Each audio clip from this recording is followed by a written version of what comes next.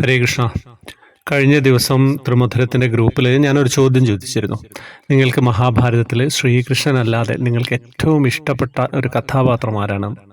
ഭൂരിഭാഗം ആളുകളും ഒരു സംശയമില്ലാതെ ഉത്തരം പറഞ്ഞ് എന്താണെന്ന് വെച്ച് കഴിഞ്ഞാൽ കർണൻ്റെ പേരാണ് പറഞ്ഞത്. കർണൻ്റെ പേര് പറയാൻ അവർക്ക് ഒരുപാട് കാരണങ്ങളുണ്ടായിരുന്നു എന്നുള്ളതാണ്.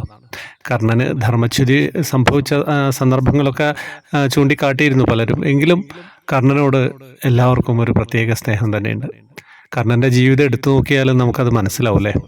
ജനനം തൊട്ട് മരണം വരെ വല്ലാത്ത പേരുദോഷങ്ങളുമായിട്ട് മുന്നോട്ട് പോയ ആളാണ് കർണൻ.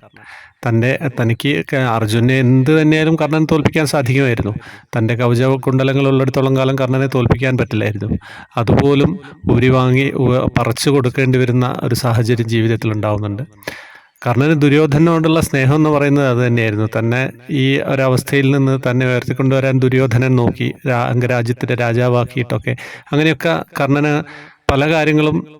പല കാര്യങ്ങളിലൂടെയും ആളുകൾക്ക് കർണനെ ഇഷ്ടപ്പെടുന്നുണ്ട്. കുന്തിയോട് പക്ഷേ ദേഷ്യമൊന്നും ഉണ്ടായിരുന്നില്ല. കുന്തിയോടുള്ള അനുകമ്പയാണ് പലരും പ്രകടിപ്പിച്ചത്. അപ്പോൾ ആ ഒരു കാര്യത്തിലൂടെ കർണനായിരുന്നു എല്ലാവർക്കും ഇഷ്ടപ്പെട്ടത് എന്ന് മനസ്സിലാക്കാൻ സാധിച്ചിരുന്നു. എന്തായാലും ചർച്ചകൾ അങ്ങനെ നടന്നു പോകുന്നുണ്ട്. വാട്സപ്പ് ഗ്രൂപ്പിൽ ഒരുപാട് അംഗങ്ങളായതുകൊണ്ട് ജോയിൻ ബട്ടണിലൂടെ പ്രീമിയം മെമ്പർഷിപ്പ് എടുക്കുന്നവർക്കാണ് ഇപ്പോൾ കൊടുക്കുന്നത്.